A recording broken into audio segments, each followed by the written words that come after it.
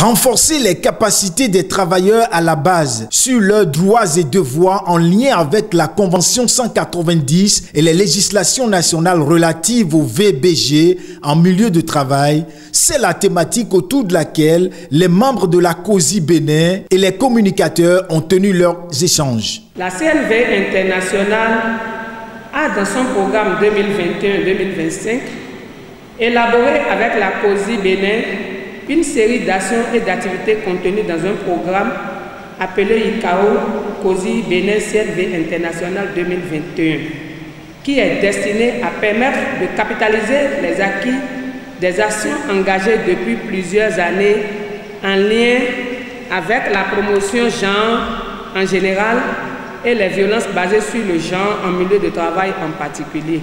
Le présent atelier s'inscrit dans la droite ligne des interventions de la COSI Bénin en faveur d'une meilleure appropriation du contenu de la dite convention ainsi que des stratégies à développer en vue de sa ratification dans un bref délai.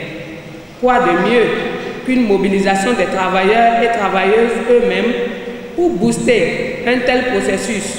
Longtemps vu comme un sujet tabou, la violence et le harcèlement sexuel en milieu de travail sont devenus une préoccupation majeure enregistrée en milieu de travail. Pour éradiquer ce comportement peu orthodoxe qui déshonore le monde du travail, la COSI Bénin et CNV International 2021 ont organisé une série de communications les 21 et 22 mai 2021. J'ai été invité par la COSI Bénin pour animer une communication sur les aspects clés de la Convention 190 de l'OIT sur la violence et le harcèlement dans le monde du travail.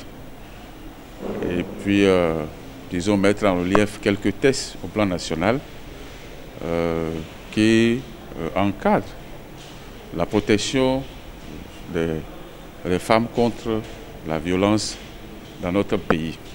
Les responsabilités des États, parce que la finalité de toutes ces activités-là, c'est que nous puissions déboucher sur la ratification de cette convention.